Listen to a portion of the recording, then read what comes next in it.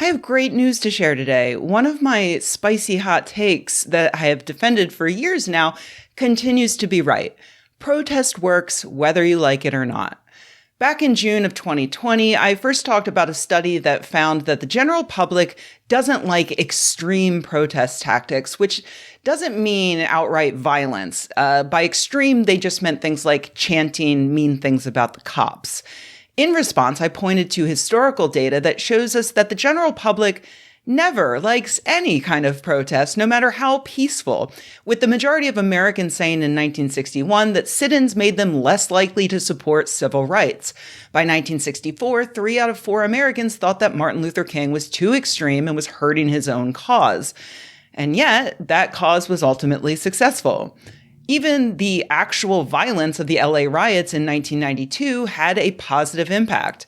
In 2019, researchers found that both white and African American voters were mobilized to register to vote, that new registrants tended to affiliate as Democrats, and that voters shifted their policy support toward public schools, net of a general shift in support for education spending. This mobilization appears to have persisted. Those mobilized by the riot remained regular participators over a decade later and remained more democratic than the general population, even after accounting for demographics. Now, I was discussing all of that at that time, of course, because that's when the Black Lives Matter protests really kicked into high gear following the murder of George Floyd in May of 2020.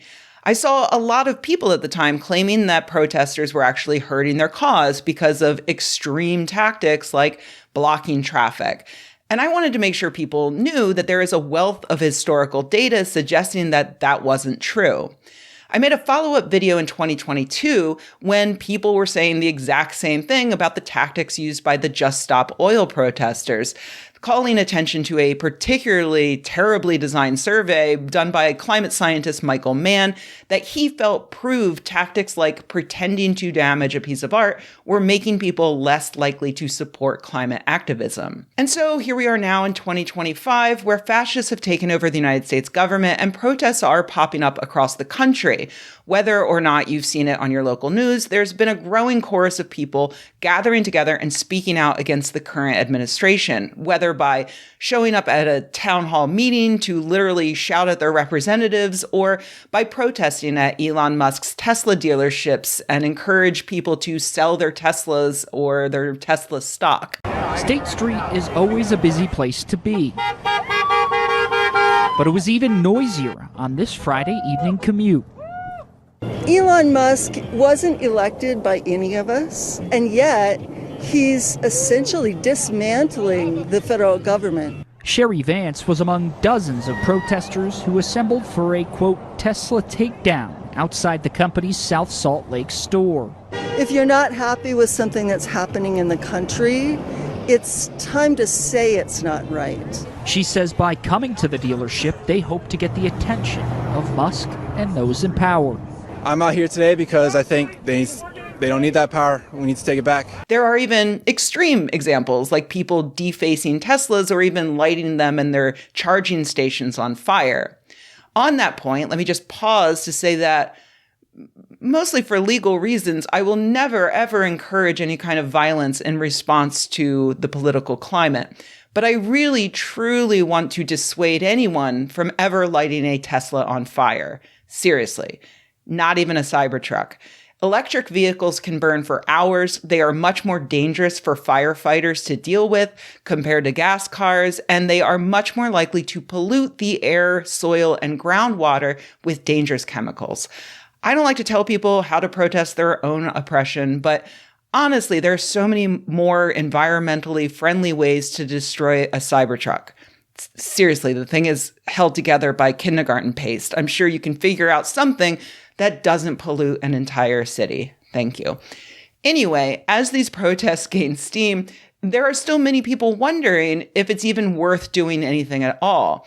After all, didn't we protest Trump in his first term? We wore our little pussy hats and whatnot. And now here we are again with Trump 2.0 anyway. So what's the point? Well, last month, researchers from King's College London and the London School of Economics and Political Science published a fascinating analysis of the effects of the Black Lives Matter protests on the 2020 election.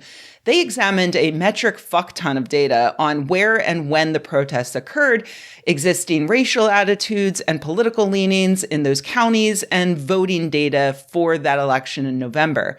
They found that during and immediately after the BLM protests, there was an opposing push that moved people to the right, most likely due to media portrayals of violence at the protests.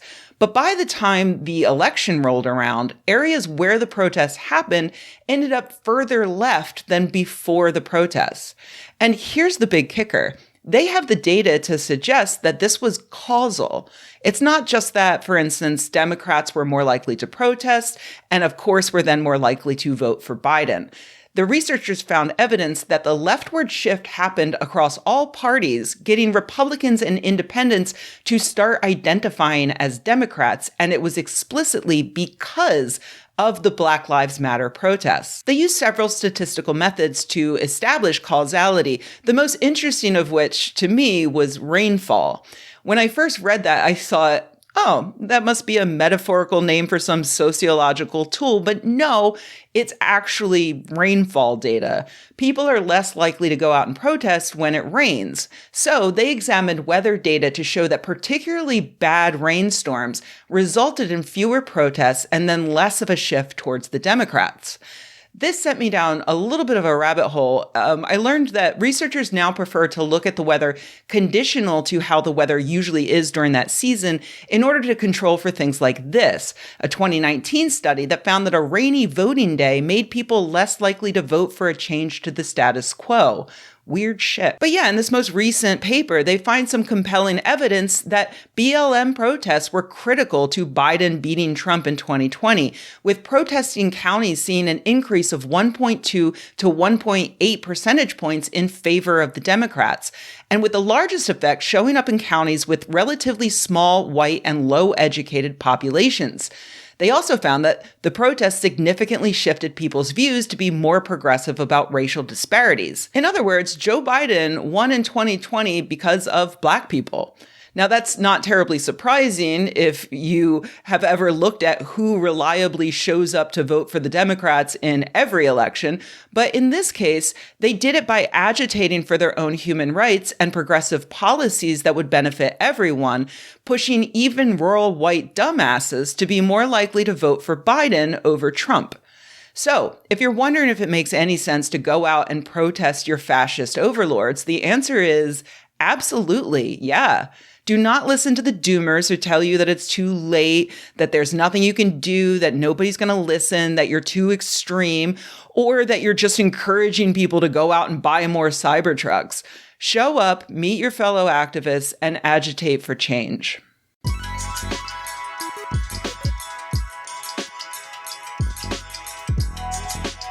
Hey everybody, thanks for watching. If you enjoyed this video, please give it a like. If you loved the video, please subscribe.